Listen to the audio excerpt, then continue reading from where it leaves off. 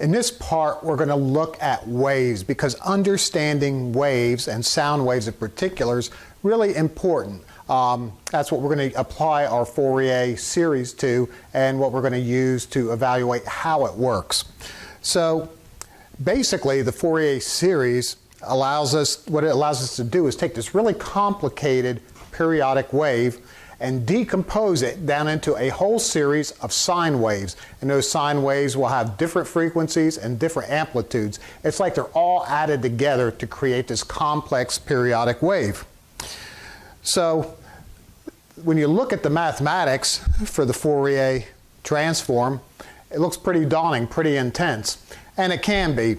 But it's like any other subject. The old adage applies, how do you eat an elephant? One bite at a time. So as you go through your academic career and take different math classes, you will actually work up to a bunch of stepping stones. You'll work up to the ability to be able to do Fourier transforms, understand how they work, and what the data is that's coming out of those transforms. So one thing I like students to keep in mind is Fourier did this work over 200 years ago using a pencil and paper. He didn't have a computer. He did it all in his head. Pretty phenomenal guy once you understand how all this works. So you might be saying, Professor Ray, what is a periodic signal? Well, I'm glad you asked. Let's go ahead and have a look and we'll break it down.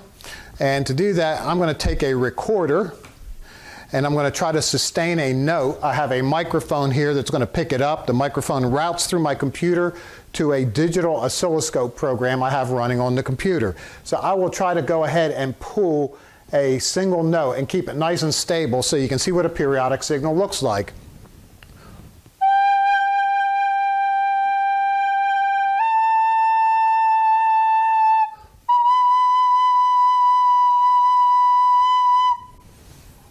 So what a periodic signal is, it has a wave shape that repeats. So it has a period to it and it just repeats and repeats and repeats.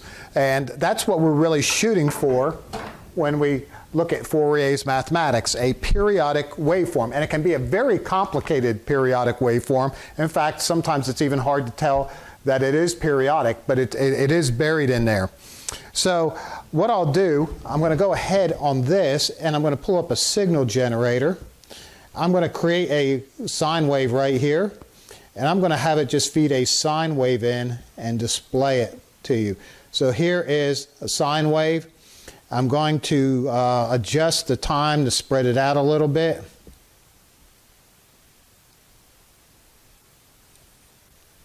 And then I'm going to go ahead and grab it. So this is a sine wave. You can think of a sine wave like the waves on the ocean. It has an up and down motion.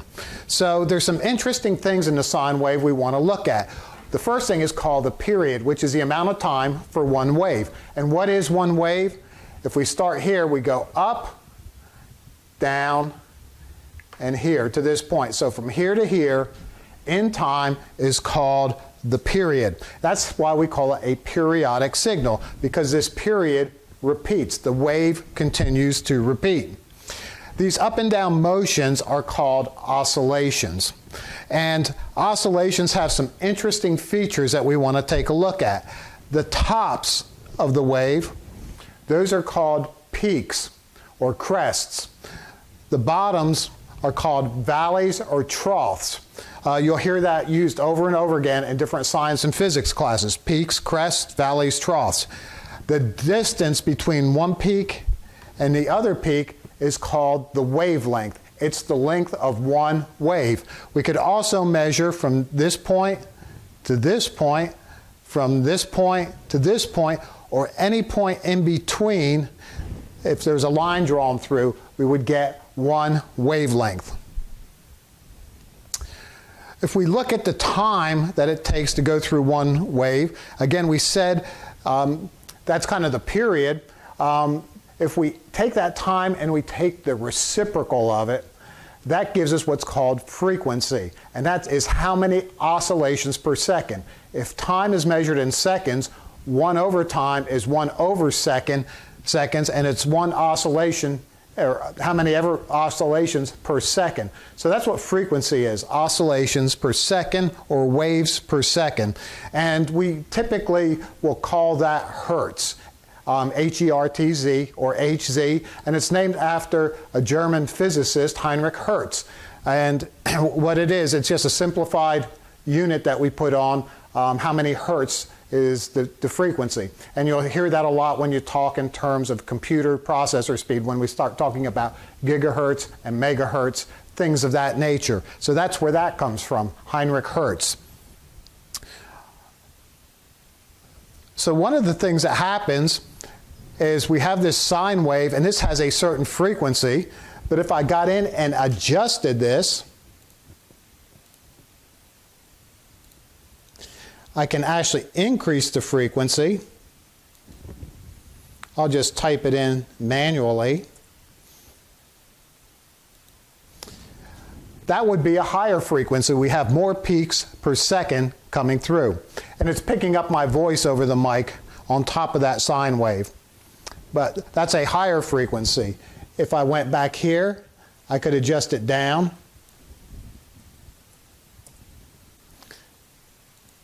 And now we have a longer wavelength, a lower frequency. So I'll go ahead and just grab a waveform here in a minute. Let me get it back to where I was.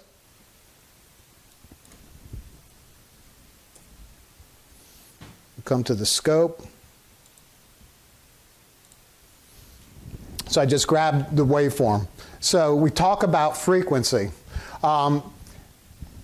If there are sounds or waves that are above what we can hear, that is called ultrasound. If it's below what we can hear, that's called infrasound. So you hear about ultrasonics being used as a medical diagnostic tool. It is beyond our hearing range, way beyond our hearing range. So we talked about wavelength, we talked about frequency, we talked about the period. The other thing that's important is the amplitude. How high is the peak above this midline value? How high is that peak? And you can think of amplitude as volume. How loud or how soft is the sound? That's the amplitude.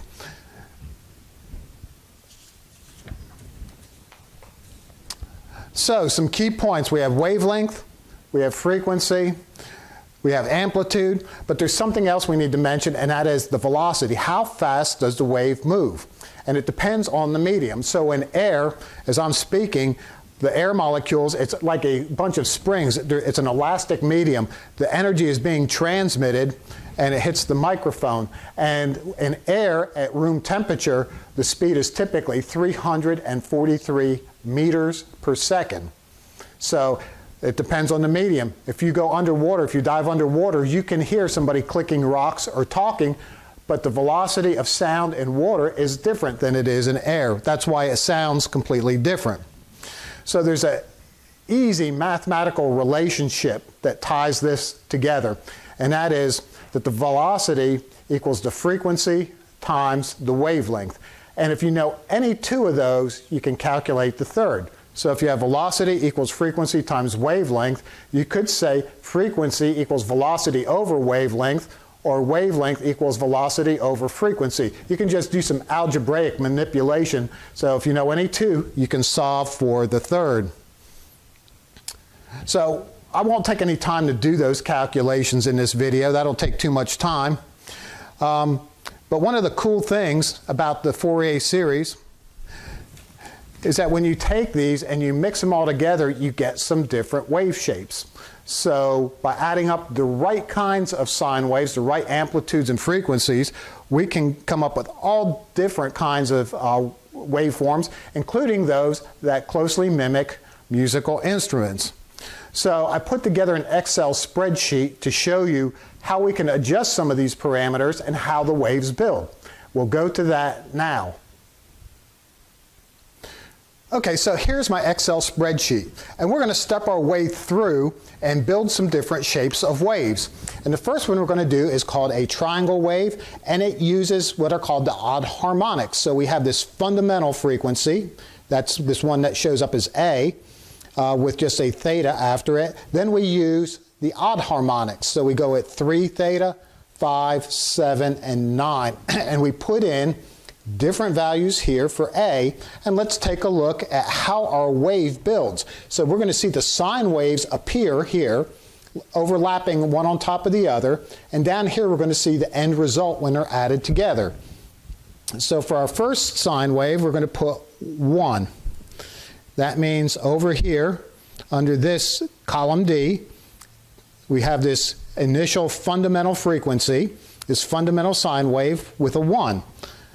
I'm going to leave this one at 0, and this one I'm going to add a little bit in. I'm going to put 0.08, hit enter, and look what happened to this wave down here. We got this little wave that appeared here, and added together it shaped these into this kind of wave. So I'm going to come here and leave this one at 0, and I'm going to put this one at 0.05 and hit enter, and it refines the shape. I only went up to the 9th harmonic. If I had taken this all the way out by odd harmonics to the 25th, this down here would form a nice triangular shape. So that's a triangular wave. This is the recipe for it. So we've added this big sine wave with 2 really small sine waves, and it started to come together like this. So let's go now to the square wave. To create a square wave, we start off with our fundamental. I'll put a 1 in here. And there's our base sine wave. Before, for the triangle wave, we left this as 0. Now we're going to put in 0.25, hit enter. And we've got this orange wave here, and when added together, see the shape of the output wave. It's starting to shape it differently. We'll go to this one, and 0.075, hit enter. Added even smaller wave in here, and look what it started to do. It's starting to slowly flatten things out. If I go to this wave, 0.005, hit enter, it flattens it out a little bit more, adds a very little wave in here. And then at the bottom, just to try to trim it up the best I can, 0.001, hit enter, and we have created almost a square wave. So it goes up, squares off, comes down, squares off, up. If we added more of these in, it would have cleaned this up and made it a perfect square wave. Then we have what's called a sawtooth wave. The recipe for that, and this is going to be starting out at a peak and coming down. I'll put a 1 in. There's our first sine wave. I'm going to put a 0.5 in. And we can see we're starting to get the shape of a sawtooth. I'll put 0.25. We're starting to smooth that sawtooth out a little bit more. 0.1. It's starting to clean it up even more. And then 0.05. And there we start to get this sawtooth shape, and notice it rises up and then comes down. So we're going to do something interesting now, because although I said sine waves, we can actually shift these. So instead of starting here and going up, we could start here and go down. And that would change how this sawtooth wave works. So let's go over to the next one. This time I'm going to put in -1. And there's our initial sine wave. And notice it starts by going down, not up, but it's still a sine wave. I'll put in -0.5. I will put in -0.25. I'll follow that with -0.1. And then finally, -0.05, enter. And there we're starting to get a sawtooth wave, but instead of starting high and coming down, it's starting low and going up. So by using the amplitudes here and the different frequencies, we're able to create a triangle wave, a square wave, a sawtooth wave starting high and a sawtooth wave starting low, and we did it all just by adding sine waves together. That's kind of the power and the beauty of Fourier's mathematics.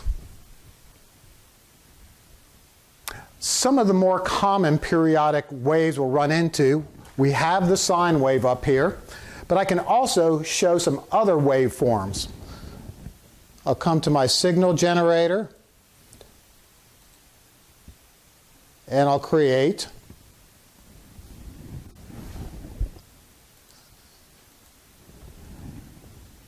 a triangular wave. A triangular wave. Now, sine waves typically are indicative of instruments kind of like flutes and fifes, thing of that nature. This triangle wave is more along the lines of a brass instrument, like a trumpet, for example, would have basically a triangular wave as its underlying wave. We can also go to a square wave. And a square wave, as the name implies, looks like a square or a rectangle. Interesting thing about square waves, that's very indicative of reed type instruments. So a clarinet or a saxophone produces a square wave as its main underlying pattern of frequencies in the Fourier transform domain. The other we can do is called the sawtooth wave. And there we have a sawtooth wave. And the sawtooth waves tends to be more like a stringed instrument, like a cello. And these are kind of the underlying frequencies that we have when we start trying to use Fourier techniques to build waveforms of any kind for any industry. So one thing I'll show, I'll flip back and forth to the Fourier transform real quick. If I take this sawtooth wave,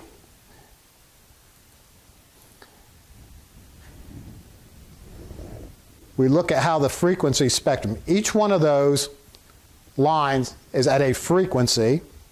That's what's on this axis. And they each have an amplitude. So that's how that sawtooth wave looks. You can see how many peaks there are out there. I only put a handful in the Excel spreadsheet. To really make the waves nice and crisp, I should have included all these kinds of frequencies. So let's now go back to our square wave.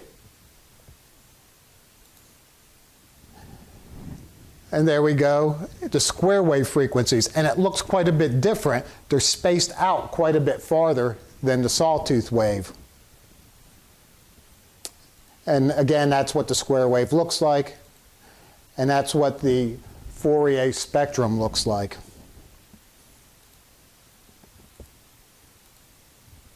Then we go to the triangle wave. And there's our good old triangle wave. And when I go to frequency, we see just a few peaks, a tall one, and they get smaller and smaller and smaller as we go. And then finally, if I go to a sine wave, there is our sine wave. And notice how simple the sine wave gets. It is a single peak at a specific frequency. So the sine wave is the fundamental underlying waveform that we use in Fourier techniques.